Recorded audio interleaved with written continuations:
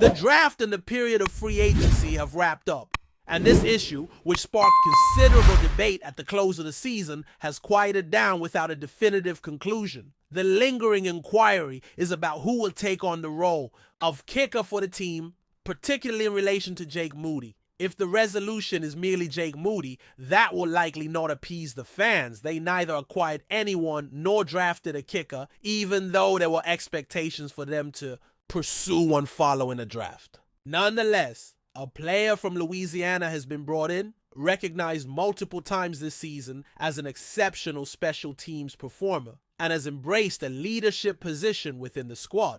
This individual weighs 250 pounds and undoubtedly provides a commanding presence on the field. Standing at 6 feet 2 inches tall, he certainly possesses the physical attributes needed to compete effectively in this role. Furthermore, he has received an award that indicates he ranks among the top kickers. Are the supporters at ease with the rivalry between this player and Jake Moody, where the winner claims the kicker position, or would they rather see another contender join the competition? Another kicker has proven to be the most precise in the league over the last 2 seasons, and even at a more advanced age, his statistics from 50 yards out in recent years have been impressive. His accuracy has been a standout trait, leading the league with remarkable percentages in recent seasons. Regarding longer attempts, he succeeded 5 out of 6 times in one season and was perfect on all tries the next year. I believe that as Jake Moody witnesses his veteran challenging him, he understands the gravity of the competition. This player has extensive experience in the league and continues to perform admirably despite nearing the end of his career. I see him as a kicker who could present notable competition and perhaps offer insights for growth. However, I wonder if when Jake Moody observes the Louisiana kicker, he perceives the same intensity of mental challenge compared to facing a veteran with so much experience. In recent times, I view this veteran as someone who could motivate Jake Moody to enhance his performance, while the younger player might not offer the same level of mental challenge. This is precisely what Jake Moody requires. During his time in college, he successfully executed crucial kicks and exhibited impressive leg strength. However, it was somewhat unexpected to draft a kicker at such a high overall selection. I understand the intent to move beyond the previous kicker, but selecting one in that position and having the coach state the necessity for a kicker raises some concerns. Traditionally, kickers are not chosen that early in drafts, and now with the upcoming draft approaching, it's evident there are numerous needs along the offensive and defensive lines. There was a chance to secure a strong player in that earlier selection. As pointed out, this past season's kicking accuracy was remarkable, showcasing his skills. Thus, he has been precise and acknowledged, yet he was not chosen. The main takeaway is that it is not always essential to draft kickers to identify talented players. It is hoped that he will rise to the occasion and challenge Jake Moody, and if he outperforms him to secure the starting kicker role, there would be no objections. If Moody encounters difficulties, beginning the season with him as the leading kicker poses a significant risk that could affect the team's success. Drafting a kicker early only amplifies the pressure in an already demanding situation. You are opting for a player who is already under pressure and heightening that stress. It is akin to telling a child just before a 5th grade football game that they made a team. That adds unwanted stress. A kicker should not carry the weight of justifying a high draft selection. This position is mentally fragile, and additional pressure should not be introduced. It seems there's a focus on team dynamics and the challenges faced by players in high-pressure roles. The conversation highlights the importance of managing stress, especially for kickers, who should not feel the burden of justifying their draft choices. Shifting to another topic, the question arises whether the best teams in the league could compete with the top college football programs. The answer is clear. The chances are nil. Age did not translate into ability. Moving on, a prominent sports figure may make an appearance, as well as expectations around player and veteran signings before training camp begins. It is noted that some teams will seek standout athletes, while others may opt for more budget-friendly alternatives. The conversation turns to identifying affordable veterans who could add value to the roster. Several names come to mind, especially one recently signed who is considered a strong safety. There's also mention of a player drafted from the University of Central Florida alongside other promising talents.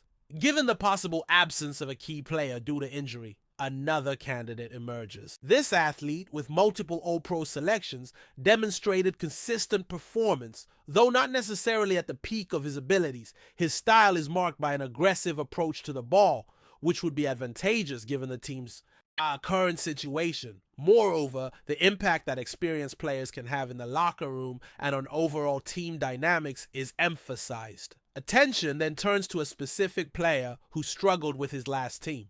There is belief that a change of environment could allow him to regain his skills, especially within a more structured organization. Another name arises in the context of bolstering the offensive line, highlighting an athlete whose draft pedigree did not translate into success, primarily due to injuries. Despite some recent signings, the need for a reliable backup tackle remains. Additionally, mention is made of an experienced interior offensive lineman, famous for multiple Pro Bowl selections, suggesting the possibility of a strategic acquisition reminiscent of successful past signings. These reflections underscore a range of potential roster improvements, emphasizing the importance of well-considered additions. One player in particular stands out as a considerable upgrade at the tight end position, which could significantly impact the team's future performance. Certainly, these are valid options. I would choose a player who differentiates himself from the current tight ends on the roster,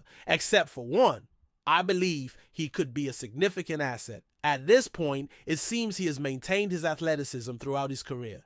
This athlete would, without a doubt, be a valuable addition at tight end. I would reach out to a team that already made investments in 2 new receivers, given that they already have a strong core at that position. With so many receivers on the roster, I would suggest a trade involving the 28th pick for a specific player, since I believe he could be someone the team is willing to deal. Including this athlete could bring immense value. That, without question, would be a proposal I would put forward. On defense, experienced pass rushers are always an asset, and with one player available, I would not hesitate to contact him. I would also reach out to another athlete known for his good reputation. Today I noticed the team released a player who recorded over 100 tackles last season. He would be a solid veteran option for the linebacker group. There are some younger players on the roster, but I have reservations about a few of them. I'm not certain what to expect from certain athletes. It would be advantageous to have at least one experienced inside linebacker, whether it be the recently released player or someone of a similar caliber, someone you can trust to fulfill the role properly. Another athlete would also be an excellent choice, as he delivered notable performance in his early career years. He is an exceptional player and is still only 25 years old. I really like the idea of incorporating more talent from a specific university. A cornerback addition would also bring value. I prefer not to sign a veteran running back or wide receiver, as I want to make room for younger players to develop. The suggestion of one player is attractive. This could be a good addition. Alternatively, another athlete is a viable option. It's not clear which offensive line spot might be involved. Maybe that will become clear during training. However, it is evident they need to bring in some veterans. I don't want to hinder the young athletes. I value emerging talent. The idea of one player is interesting. That could be a valid addition. Alternatively, another athlete is a possibility. It's not clear which offensive line spot might be considered. Maybe that will become evident during training. Nonetheless, it's clear they'll need some veterans. Another name that comes to mind is that of a player. What is the plan for the safety? Position? He has already played under a certain coach and understands his defensive system. If the choice is between a player familiar with that coach's defense and a veteran, I would choose the former, provided he passes his medical evaluations, rather than bringing back someone similar. Additionally, they showed interest in a player during the previous signing period, and he is still available as we approach 2024. The trade involving that player is intriguing, as the team recently selected other athletes. I admire the depth the team has at that position, but it seems they recognize the lack of a true primary option. That player could perform well as a number 2 or 3. The reality is that one could argue for acquiring a player or simply wait for someone to be released due to roster constraints. Considering the numbers, they have several receivers, and while one is injured, his return is still uncertain. Additionally, there are other players signed as free agents who are also well regarded. In total, they have many receivers, and it is clear they cannot keep them all. I would take any of these athletes, to be honest. Any player they can release by the deadline, I would be interested in signing if given the opportunity. Without a doubt, discussion around the team's receivers will be central on roster cut-down day. It is mentioned that some quotes were attributed to other athletes. Which one stood out the most? I'm not a fan of quarterbacks, or I simply want to take down that quarterback. Let's analyze the Packers' home team receivers on the day the roster was reduced. It is mentioned that the observations referred to 2 athletes. Which one stood out the most? The reluctance regarding quarterbacks is evident, with a clear desire to neutralize those players. The preference falls on a certain athlete who stands out for his intensity on the field. He adopts an aggressive stance, stating that he enjoys direct confrontation with offensive linemen. That intensity is something that really stands out and that we need. And there is also mention of another player famous for his friendly personality off the field, but who transforms into a fierce competitor when he steps onto the field, showing a strong desire to outperform his rivals and dominate the game. But before we dive in, don't forget to subscribe to 49ers Zone and hit the like button on this video. Your support helps us keep bringing you the latest updates on the San Francisco 49ers, and don't forget to share your thoughts on the news in the comments below.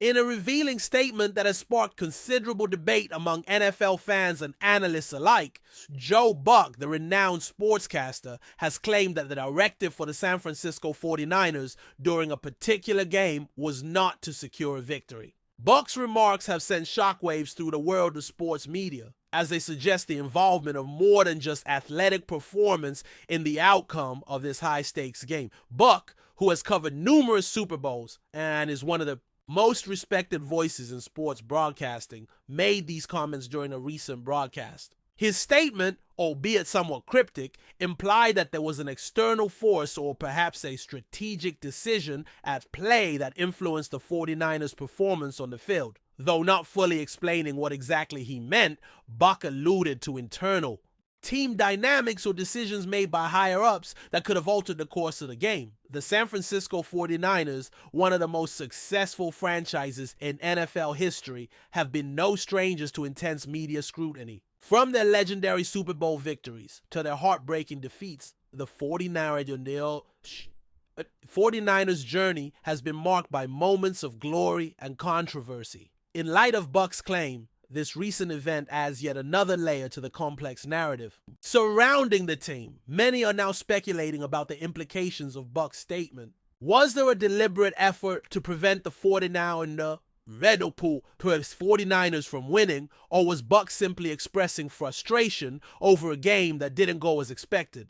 Some have suggested that Buck may have been alluding to internal struggles within the team, such as coaching decisions or player conflicts that may have led to an unexpected loss. Others speculate that the comment was more about the unpredictability of the NFL, where even the most well-coached teams can sometimes fall short of their goals. As with many controversial remarks in the sports world, Buck's comments have ignited a firestorm of discussion. On social media, fans have been quick to voice their opinions. Some support the notion that there may be factors beyond the player's control that influence the outcome of games. Others, however, are critical of the idea that external forces could dictate the fate of a team, arguing that every game is ultimately decided by the player's skill and determination on the field. Regardless of the interpretation, Buck's statement highlights a growing conversation about the pressures and politics that influence professional sports. While fans may want to believe that victories and defeats are purely the result of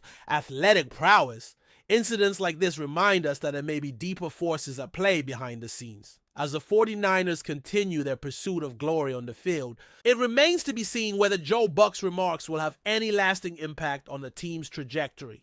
Will the comment prompt a deeper investigation into the team's decision-making process, or will it simply fade away as another curious footnote in the world of sports broadcasting? One thing is certain, Joe Buck's words have added another layer of intrigue to an already captivating NFL season. That's it for this update. If you enjoyed the video and want to keep receiving exclusive news about the San Francisco 49ers, make sure to subscribe to 49ers Zone and give this video a like. We always look forward to hearing your comments and opinions. See you in the next video.